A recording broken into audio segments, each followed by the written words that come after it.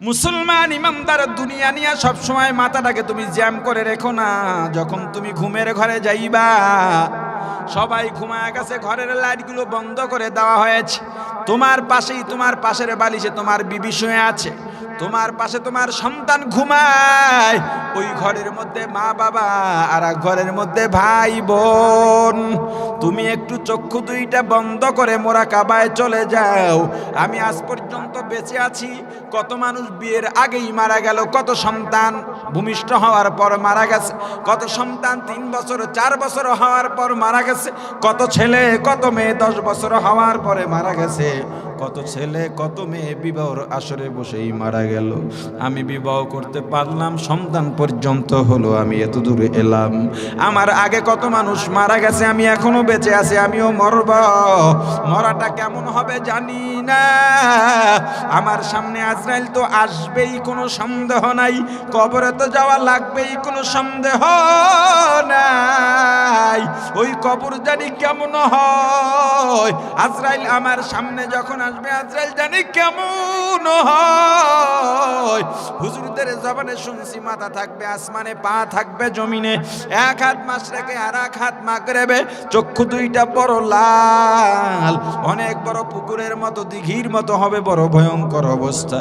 আমার জানটা যদি নিয়ে যায়, আমার বিবিও বলতে পারবে না, আমার মা বাবাও বলতে পারবে না। আমি কেমনে যাব, কি করব? মোরাকাবা করতে থাকো, চিন্তা করো, একটা দিন অন্তত করো। আর মনে মনে চিন্তা করো, আমি মরেই গেলাম, আমার বিবিও জানে না, আমার সন্তানও জানে না, আমার মা বাবাও জানে না। আমার মারা যাওয়ার পর আমার বিবি যখন আমাকে ধাক্কা দিল, দেখে আমি উঠি না, আমার বিবি দৌড় দিয়া ঘর থেকে বের হয়ে গেল চিৎকার দিয়া।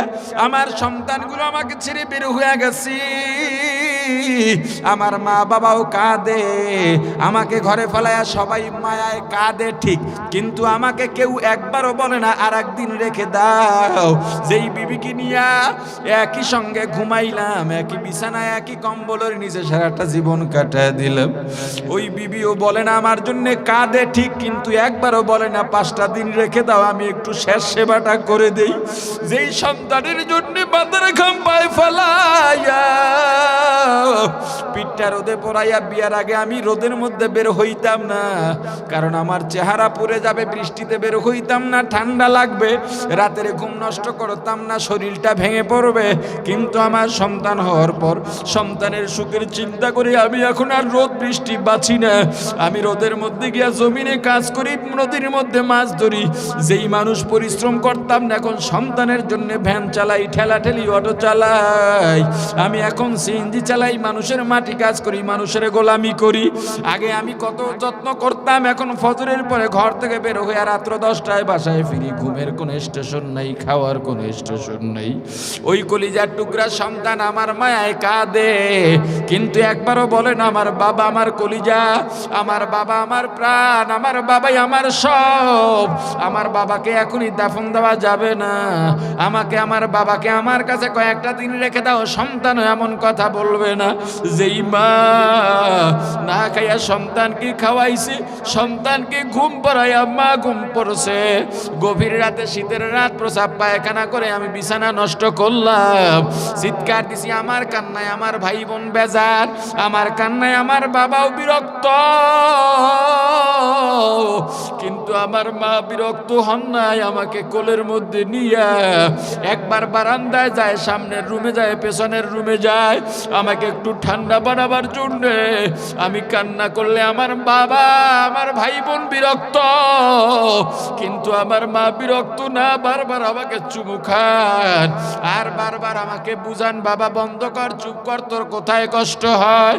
আমি অসুস্থ হয়ে গেলে যেই মা ঘুমাইতেন না, খাইতেন না, সারা রাত দোয়া করতে করতে আমার মা নির্ঘুম কাটায় দিতেন, ওই মাও আমার মায়ায় কাঁদবেন, কিন্তু একটাবারও বলবেন না আমার খোকাকে কবরে নিও না, আমার খোকাকে আমার কাছে কয়েকটা দিন রেখে দাও।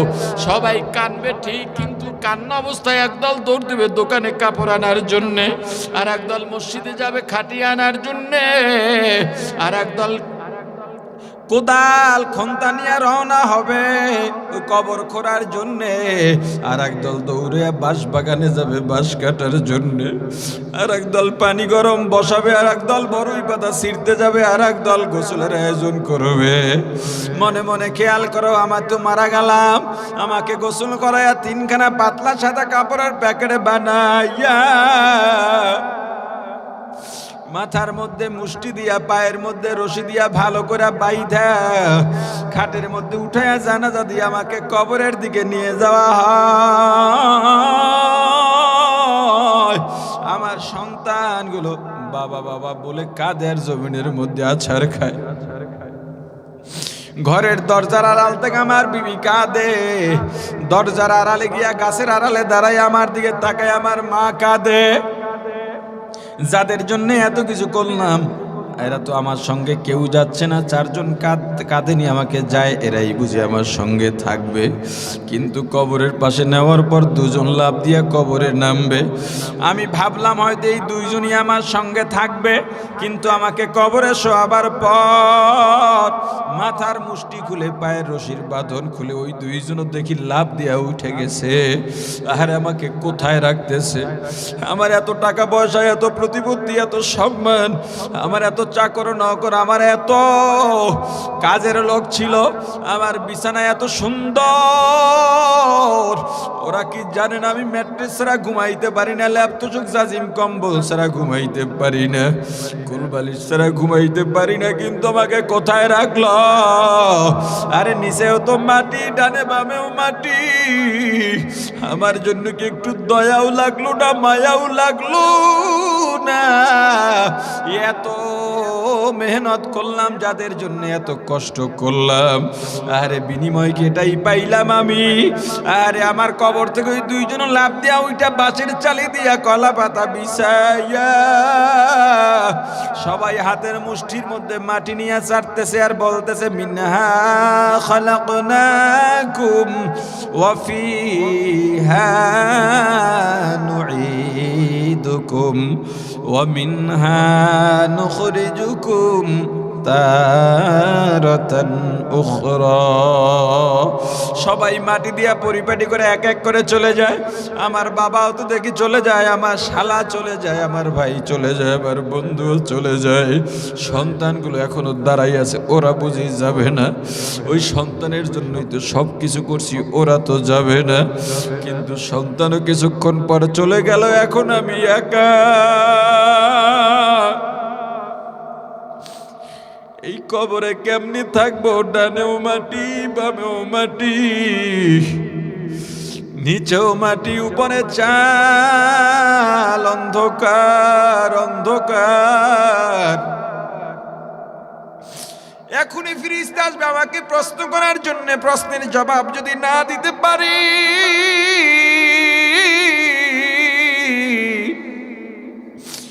কবরের দুই দিকের মাটি আমাকে এমন ভাবে চাপ মারবে, ডান পাজরের হাড্ডিগুলো ভেঙে বাম পাজরে চলে যাবে, বাম পাজরের হাড্ডিগুলো ভেঙে ডান পাজরে চলে যাবে। পালাবার জায়গা নাই, ভেঙে যাওয়ার জায়গা নাই রে বুনিয়াদম। কেমনই কবরে থাকবো? এমন আমল তো করি নাই যে আমলের কারণে জবাব দিতে পারবো। এই চিন্তা করে তখন সুন্দরভাবে উঠে ওযু বানাইয়া নামাজটা যায়, নামাজটা বিছাইয়া 2 রাকাত নামাজ আদায় করো। যদি মনে ভয় লাগে যায় নামাজ বিছাইয়া কায়ে মনোবাক্যে নামাজে দাঁড়াইয়া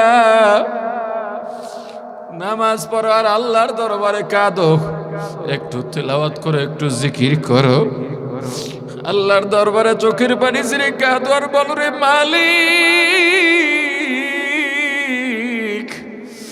আমার চেয়ে বড় গুনাহগার দুনিয়ার মধ্যে নাই, আমার চেয়ে বড় নাফরমান দুনিয়ার মধ্যে নাই।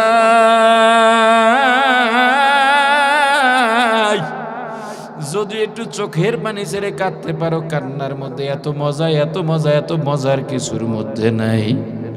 ওরে মুসলমান, দলের মায়ায় পড়া পীরের পূজারি করো, পীর পূজারি করো, দল পূজারি করো, নেতা পূজারি করো, এগুলা দিয়া কোনো লাভ নাই, কোনো লাভ নাই, কোনো লাভ নাই। কেউ তোমাকে বাঁচাতে পারবে না। একবার চিন্তা করো, কবরে কিন্তু তুমি একা, কবরে তুমি একা, কবরে তুমি একা। কত মানুষকে করোনা কেড়ে নিয়ে গেল, কত মানুষকে অ্যাক্সিডেন্টে কেড়ে নিয়ে যায়, কত মানুষ বিছানায় শুয়ে ঘুমায়া মরা জায়গা। আরে তোমার আমার কি অবস্থা হবে? মরণের জন্য কি ভয় হয় না? এখন যে বসে আছি, আমি উঠতে পারবো কিনা এই গ্যারান্টি আমিও দিতে পারবো না, আপনিও দিতে পারবেন না। আপনিও যে বসে আছেন, আপনি যে উঠে যাবেন এই গ্যারান্টি আপনার কাছে নাই।